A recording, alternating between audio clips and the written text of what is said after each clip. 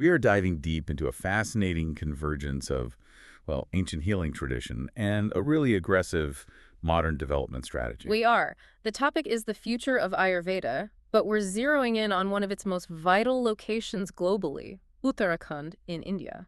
And our deep dive is built around the insights of Dr. Sunil Parab, an assistant professor who's, devoted 15 years to this field. That's exactly right. And he's not just, making predictions. He's actually outlining a comprehensive plan for how Uttarakhand can transition from just being the spiritual home of Ayurveda to a globally recognized center of excellence. And everything, right? Practice, research, manufacturing, the whole deal. The whole thing. Yeah. And he anchors this vision in what he calls the new normal, where the mandate is, and I love this phrase, you have to go local and be vocal. It's a complete repositioning because everyone knows Uttarakhand as the Janmabhoomi, the birthplace. Right, the origin story.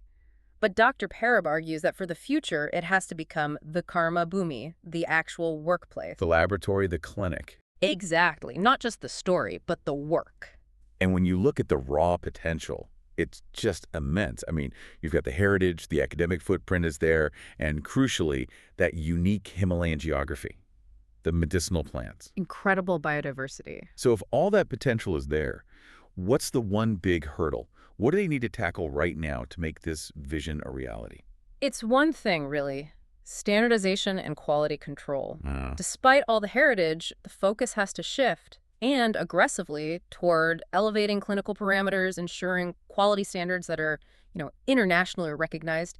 That's the thread that runs through his entire analysis. They have to move beyond just regional recognition and build global trust. Okay, so let's start with the foundation then, the academic infrastructure. Because you can't get world-class quality if the schools aren't world-class. Precisely. And what's interesting about Uttarakhand's academic landscape is how young it is. The main university oversees about, 13 or 14 associated Ayurveda colleges? Which sounds like a pretty healthy number. It does, but the key context is that most of them only really started functioning after the year 2000. So we're talking about institutions that are still in their teens or early 20s. That's a challenge, but I suppose it's also a massive opportunity, right? To build quality control right into their DNA from the start. That's the strategic imperative. The goal is so clear. Rapidly introduce and enforce quality standards to elevate academic and clinical rigor. And Dr. Parab sets a very specific, very ambitious benchmark. Yes. To reach the same level of recognized excellence as the prime, long-established institutes. He's talking about Banaras Hindu University, BHU, and Jamnagar. Okay, so what makes them the gold standard? Is it just money, or is it something deeper? It's a mix. It's the historical legacy, sure, but it's also decades of consistent research output and a huge volume of complex patient cases. That's what really trains practitioners rigorously. So it's not just about following the curriculum. It's about proving your students are doing original research and getting verifiable, excellent clinical outcomes on tough cases. Exactly, which means the mandate falls right on the current generation of students and practitioners. They're not just there to learn. They're the ones who have to build this reputation. They're the agents of change. They are. And this brings us right back to that go local, be vocal strategy. This is where the state's natural environment becomes its most powerful asset. Right, and this is where it gets really interesting because now we're talking about leveraging that massive biodiversity, all that herbal wealth, to directly impact clinical results. This is the heart of Dravyaguna Ayurvedic pharmacology. It is. Uttarakhand's location in the lower Himalayas gives it access to thousands of medicinal plant species. But all that wealth is useless if the herbs are misidentified, collected at the wrong time, stored incorrectly. You lose all the potency. You lose everything. And this is why he stresses that practitioners have to bridge the academic knowledge, the Sanskrit names, with the local indigenous knowledge. That's such an interesting connection. Yeah. I wouldn't have thought that knowing a local language, like Garhwali or Kumaoni, would be as critical as mastering Sanskrit. Oh, it's absolutely critical for accuracy. The regional languages are how the local community, the people who've preserved this knowledge for centuries, identify and use these herbs. Dr. Parab points to the method of his peer, Dr. Sumit Kizar, who talks directly with local farmers.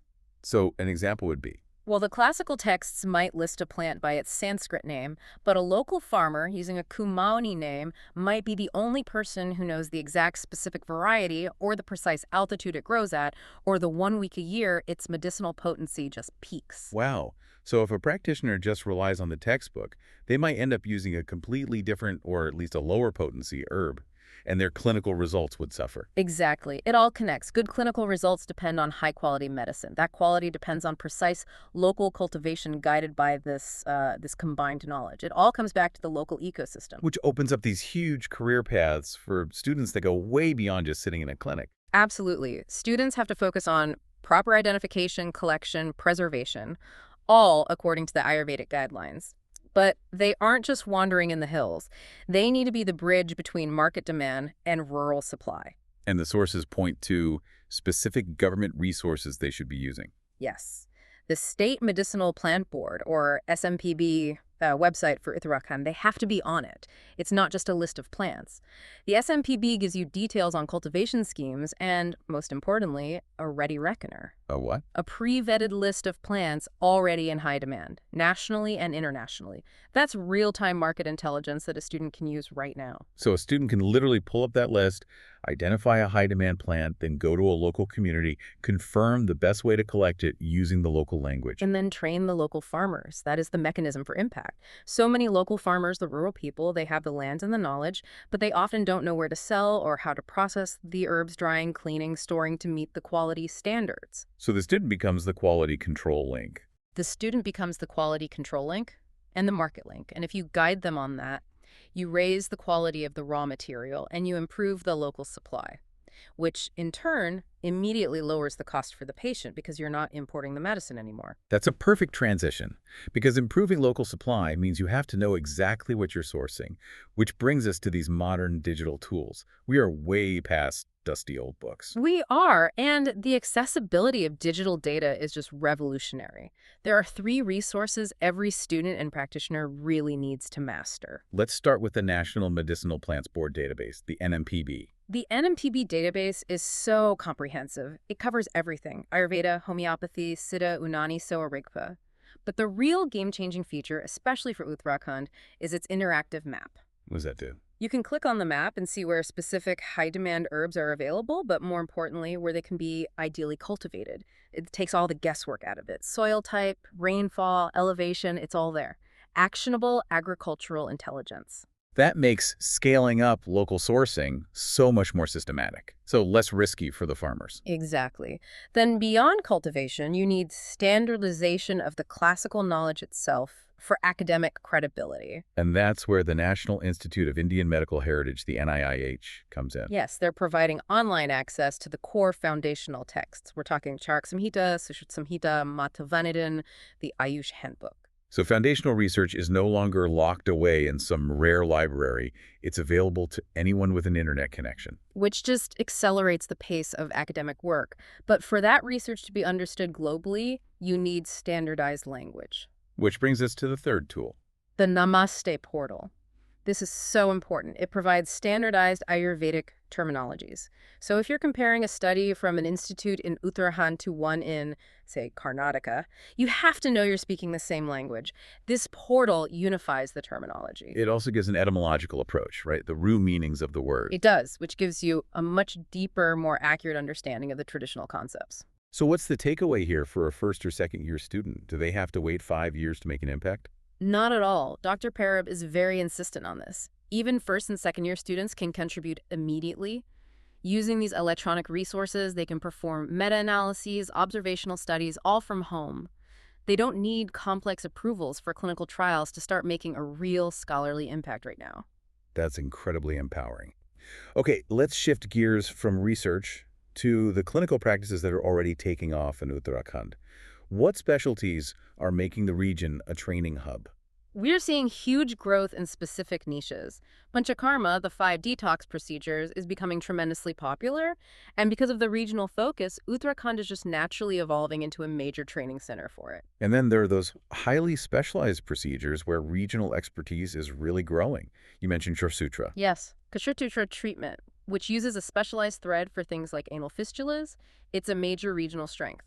Dr. Parab even highlights specific practitioners like Dr. Ravi Joshi and Dr. Sunil Joshi as leaders in that field. And you see other related treatments too. Oh yeah, Agni Karma, which is therapeutic cauterization, aromatherapy, color therapy, and Swarna Bindu Prashan, a pediatric immunity booster, are all seeing more focus and study. So this clinical specialization combined with the geography, it brings up this other fascinating, almost hidden research opportunity, the manuscript goldmine. This is maybe the most exciting part.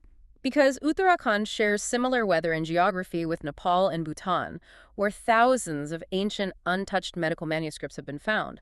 The possibility is very high that similar handwritten documents, some maybe 700, 800 years old, are just sitting, waiting to be found in local villages and temples inside Uttarakhand. That sounds like a monumental task, though. Is looking Mhm. for old texts really efficient compared to just focusing on the digital resources we just talked about? It's ambitious, but it's invaluable. Digital research synthesizes what we already know. Manuscript research can reveal entirely new information, forgotten formulas, lost procedures. Finding one 800-year-old text could completely change how we understand a treatment. So if they find one of these texts, what happens next? What are the crucial research tasks? There are two, and it's important to separate them: transliteration and translation. Okay. Transliteration is the first essential step. It's script to script.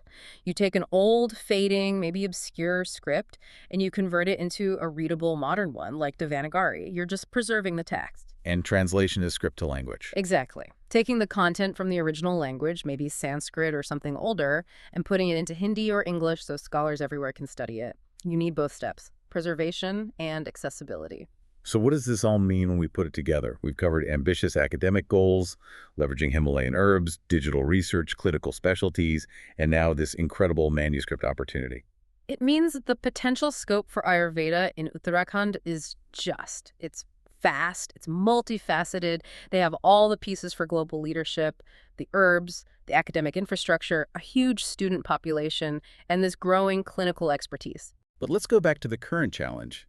What's the concrete proof that the system isn't optimized yet? The critical disconnect is in manufacturing. Dr. Parab points out that right now, even with all the raw materials growing right there, many Ayurvedic medicines are still being imported into Uttarakhand from states hundreds of miles away. From places like Maharashtra, Karnataka, Yeah. Gujarat. It's astonishing. So they're literally importing finished products that were potentially made from their own Himalayan herbs that were shipped out, manufactured, and then shipped back. That's a massive economic inefficiency. It is, and that inefficiency is the core target. The vision is to completely flip that script. The goal is to maximize local cultivation, local collection, and local manufacturing. By leveraging the regional herbs and cutting out that long supply chain. You significantly reduce the cost for the patient, and you simultaneously establish global-level quality standards. That's how Uttarakhand realizes this vision of becoming a leading global Ayurvedic hub. It's such a powerful idea, activating potential that's already there by standardizing and digitizing local knowledge. And since we know that leveraging a local previously overlooked resource, like the regional names of herbs, can have such a huge impact on clinical outcomes and costs, what previously overlooked local resource in your own community could be digitized, preserved, or standardized to make a similar global impact. Something for you to mull over until our next deep dive.